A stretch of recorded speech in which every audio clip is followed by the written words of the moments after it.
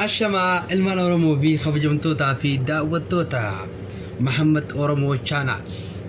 جل تركم تر هندم ما كيسون يادا welcome to أنا رفوس نيجنا الشمع سلام نخينيا كان أوني رابركو بكير تريسنا كبوجا سينا هندم ما كيسون كم نجيا فيارا ببارو تدارو نماسان نجيا أرداسان نجيا هندم ما كيسون نجيا jirta ilman oromo kan baha kan kaba kan kibba oromon hundinu oromon gota khordokko hundumma gaisu nage khazini fayara nage galata rabbi akam jirta me hota me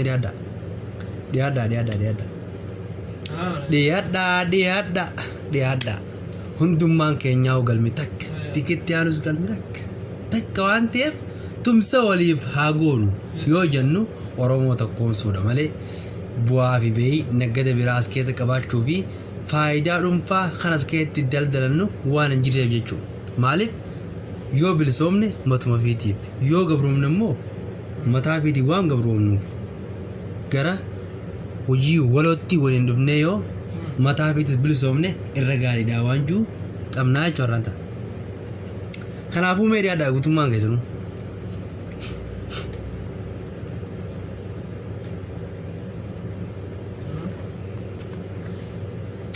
بكدين سنتو قالال ملتو أول جسون رباسا رجعيسني نما ميكاب نوكاسا سراي كي نما ميكاب غونا ويتا ويتو تكاتة نما خودان شنيب غونا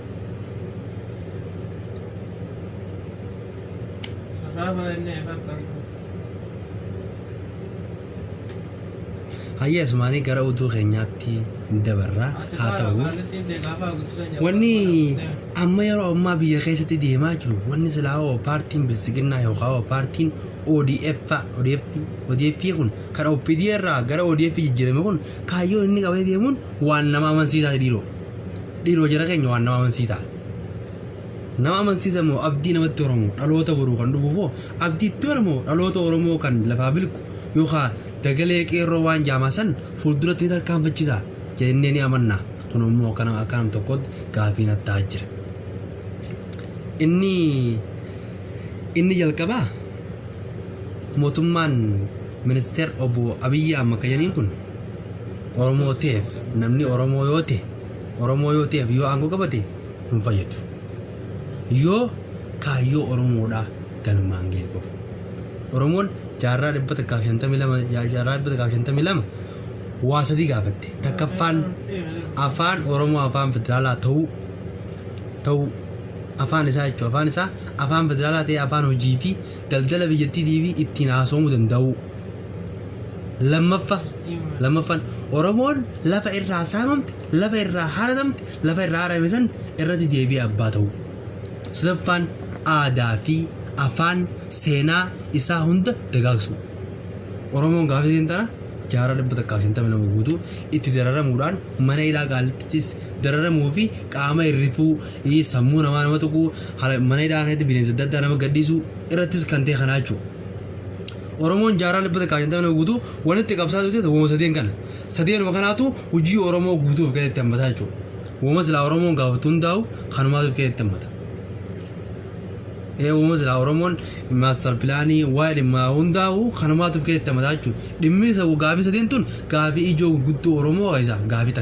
غافي سدينتون غافي اورمو دا غوتتي ديفيتي يوتم ديفيتي اورمون يو غافي سدين ديفيتي اورمون بلسومتي يامتيچو انما اما بلسومان تو كورفته جرتي اما بلسومان لفته غوي انو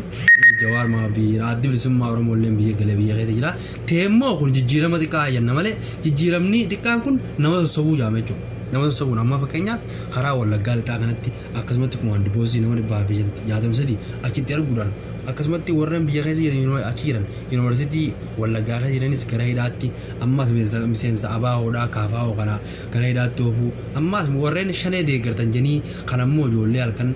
dukkanaan qabanii hidhuu maatii isaa irraa adda dhabamsiisuu torbaan tokkoo fi kana dhabamsiisuu amma nama wallaggaa keessa aanaa malkabaloo kajaamutti nama ديدم سدي خنيدن كان ورافي ماتين سانين بين أشوفه سانين شو خم بوزني جنام ما عمّا منا مرتيو قابتن نتمنى مرتي إيجادي إنيو ربنا نما كان إنيو كبه إنيو كبه سوان بين إيجادي إنيو بنا جيتي ما تدي ما تيجون isaan kana deddeebisuu fi ilmaan mana keessa jiraachuu rakkataa jiraachuu kun maal gisee ammaa kamichuudha maqaan maal Oromoo biyya bulchaa jira Oromoo biyya bulchaa jira Oromoo maaliif ho'aatti Oromoo maaf cinqamti Oromoo maaf dararamaa Oromoo maaliif hidhamaa Oromoo maaliif mana hidhaa gurmaa Oromoo maaliif bu'aa maaliif gaddaa maaliif barabaraan du'aa Oromoo kun nuuf gaabii Oromoodhaaf gaabii guddaa yeroo kanatti muummichi ministeera Abiyyi Ahmed kan jaanii kun nama abbaasaatu gane nama abbaasaa gane nama abbaasaa gane jechuudha Abiyyi Ahmed nama abbaasaa gane takka abbaasaa faarseen beeku namtichi kun haati iyya mootii naan jette jechaa ture haati tiyya mootii naan jette jechaa ture inni nama abbaasaa gane kun firoowna haadhoo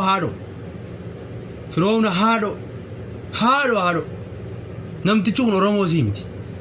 namtichi kun Oromoo miti yoo Oromoo ta'e Oromoof qabsaa'u yoo Oromoo ta'e gaafii uummata Oromoo deebisu yoo Oromoof ta'e Oromoo hidhuu dhiisu yoo Oromoof ta'e Oromoo hidhaa fi ajjecha raadhabu yoo Oromoof ta'e kumaandi boosii Oromoo irraa kaasu yoo Oromoof ta'e qaama Al-Shabaab Dambidolloo keessa qabsaa'u jira Shanee Wallagga keessa qabsaa'u jira akkasumatti godina adda addaa godina kanarrattis waraana opereeshinii yaan qopheessanii nama waa'ee Shanee deeggaru kana qabanii ganama mana hidhaatti dhiyeessuu iyyata sobaarra banuu kun maaliif ta'e Oromoo kun waa isinii galu tiingi godhaa xiqqoo kun waa isinii galu kanaaf namtichi kun Oromoof uquman qabu nafxanyaa wajji walii galee jira namtichi kun nama seenaa masaraa mootummaa gaafa daawwadhaa jennu waasa diiwula tan ciriirtu jirti masaraa mootummaa keessa irreechi ni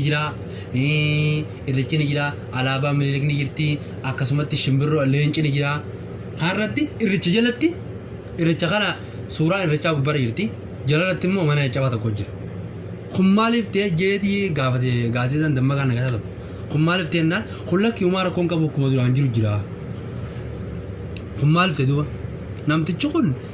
siidaa Minilik biyya Jarmanitti warqiin ijaaranii warqiin bareechanii fidanii biyya tana galchanii goota Oromoo akka Taaddasaa Birruufaa kan Oromoon qabdu kana xiqqeessuu Amaaruma dheengatte gaafa Jawaar biyya galu nuufis jidduu madaan jirtu madaa calii jalan koosuun nu jidduu diigamuu qabdi. Nafxanyuma akkas jettu nafxanyuma Haayile Sillaasee irraa ka'ee hanga mangistuutti Oromoo biyya lafa isaarraa ari'uu qaama hir'isuu ture kun Milikamma naannoo Finfinneedhaa naannoo laga Abbaayyaa akkasumatti godina Finfinnee kana keessatti Oromoota warra abbaa qabeenyaa warreen lafa qaban gibira kafalaachaa ture jechuudha. Gibira kana kafalaa guyyuun warreen gibiran kafalle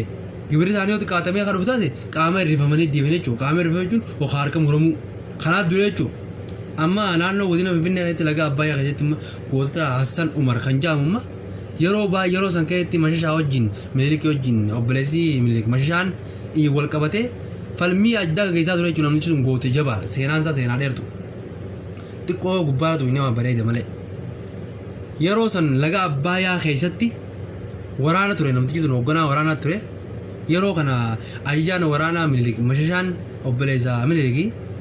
yeroo kana baay'ee qabsaa jiru godina laga Abbaayyaa ammaas akkasumatti garbii kana keessatti laaftoo kana keessatti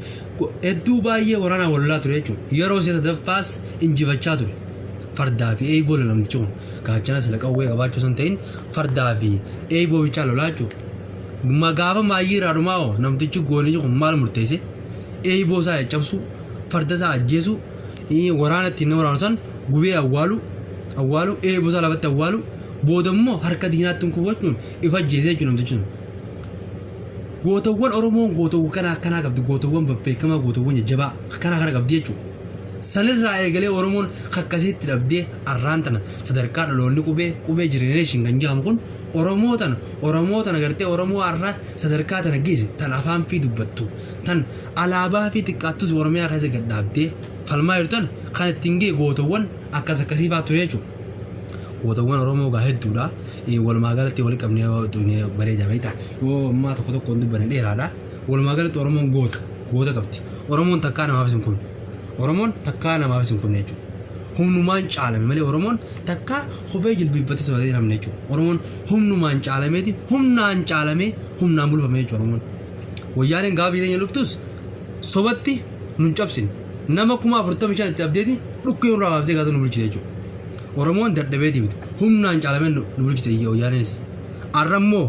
mootummaa nabiyyiidha siyaasaa naftanyaa siyaasaa mootummaa abbaa irree siyaasaa mootummaa TPLF siyaasaa mootummaa Haile Sillaasee irraa Minilik irraa hanga Mangistuutti siyaasota hin beekan deemaa jechuudha. Kanaaf namni tokko namni eessumni isaa Oromoodha. Namni soddaan isaa Oromoodha. Namni firri isaa illeen gara Oromooti shanyii Oromootis Oromoo bulchaa jechuudha. Maaliif jennaan yoo soddaan isaa Oromoo ta'e lakkii akka inni kun sirrii miti karaa kanatti deebi'eeti namni nama gorsaa jechuudha. Yoo soddaan isaa yoo eessummaan isaa Oromoo ta'e yoo inni karaarraa maqe sabni kun saba Oromoon cuqursin jechuudhaan karaarra deebi'aa jechuudha namni muummicha ministeeraallee yoo ta'e innaa akkasi. So yoo akkas ta'e kanaaf namtichi kun soddaan isaa Amaara eessumni isaa Amaara kanaafuu walumaa galatti namtichi kun Oromoo ta'uunsaa shakkiin irraa qabaa jechuudha. Maaliif jennaan Abiyyi